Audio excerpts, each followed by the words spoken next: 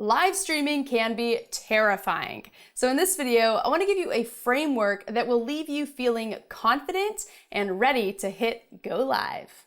I'm Amanda Horvath, and I help eliminate the obstacles to having you sit where I'm sitting right now, in front of the camera, sharing your message with the world. So if you're ready to break through limiting beliefs and start your thought leader journey, then be sure to subscribe and click the bell to be notified every time I release a new video. For the remainder of this video, we are going to do this as if I am live with you guys. So there are 5 points that I want to make with you. The first point is that you want to start your live stream right off the gate. You do not want to wait for people to join, say, yeah, we're just going to give a couple people a couple more minutes to roll in, and then say hi to everyone that joins. That is going to make for a terrible replay. And focusing on the replay is really important. So that's the first thing. You want to kick it out right off the gate. In this video, we're going to be discussing how to live stream, right? So that's kind of how you start it off. And if you're doing this for Instagram, this is a specific to Instagram sort of thing that I'm about to explain, but you want to ensure that the first 12 seconds are the most engaging. And the reason for that is because only 12 seconds will play within the news feed when people are scrolling through. So after you go live, you have the option to post a preview to the news feed. And if you do this, then you want it to be engaging enough for the person watching the replay. Because right when you hit live, no one is there, right? Like very few people will be. They'll kind of start joining afterwards.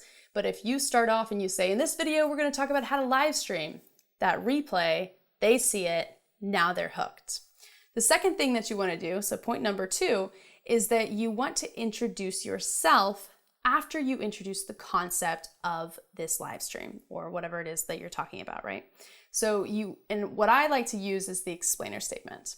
So the explainer statement is something that I cover within my Quickstart guide to video. This is a 3-part video series that I really cannot recommend enough. If you've been binge watching this channel and you haven't watched it yet, time to head on over and binge watch that. I will link to that in the description below. But within video number 2, I talk about the concept of an explainer statement. And this explainer statement describes who you are and who you help. So if you start off your YouTube video with the intro and then you introduce yourself, that's a great way to really seem super professional, but also get them hooked on not just this specific live stream that they're on, but your overall mission. And I do this a lot on this channel as well, so you can see several examples as you continue watching videos as well. The third tip is that you want to structure your content.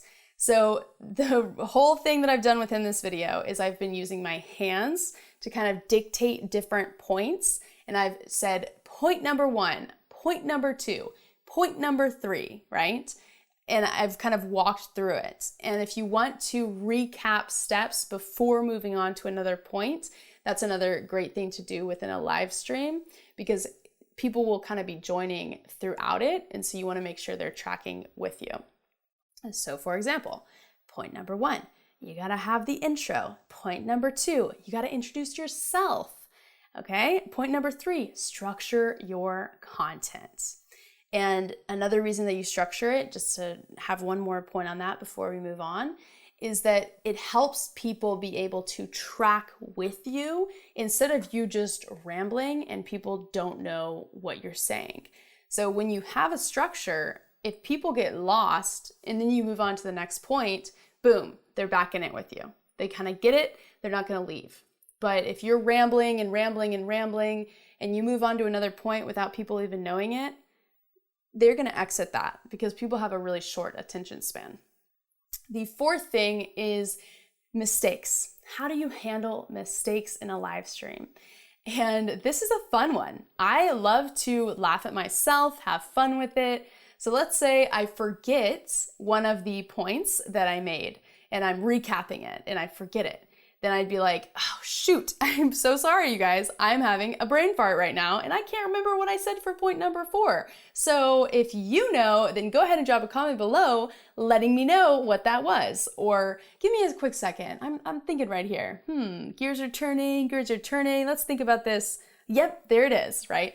So have fun with it, laugh at yourself, kind of enjoy the live stream platform. There is a reason that people tune in live.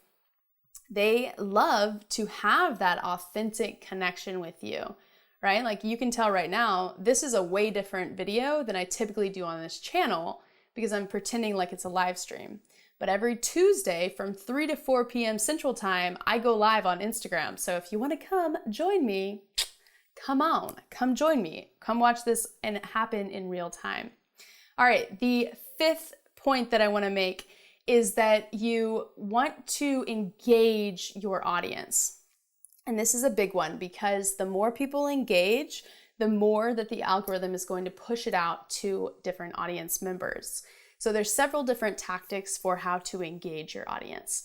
The first is just to do straight up call to actions, right? Hey guys, let's push this video out to more people. Go ahead and give me hearts. I want to see those hearts flying across the screen, right? Or if you're finding value in this, like, let me know, is this resonating with you? Drop a comment below. Let me know if this is resonating with you. Let me know where you stand on X, Y, and Z point that you're covering. And whenever you ask a question to your audience, another tip within this point 5 is that you want to ensure that you give them time to respond, but do not stop talking, okay? So let's say I do a call to action for, have you ever live streamed? Go ahead and drop a comment below letting me know. And when I first started live streaming, it was terrifying. I just felt like I had so much anxiety I was dealing with. And while I'm saying this story, we're waiting for people to comment. As I finish the story, now people have commented and I can say, oh yeah, it looks like, Paul C. 93 says yes, he has done live streams, or no, this person's terrified too, and whatnot. So that's kind of a key for not just asking a question and then sitting there and staring at the camera, because that's when the anxiety is going to start kind of coming up. But you can also allow moments of silence within your live stream too. That is plenty okay. So there you go. Those are my live stream tips in the style of live streaming. So if this video is helpful, please be sure to click a like, drop a comment below letting me know, and come join me from 3 to 4 p.m. Central Time on Instagram. I would love to have you. I always bring people on from the audience and we get to chat and just hang out, and it's always a good time. So join me there, and with that, I'll see you in the next video.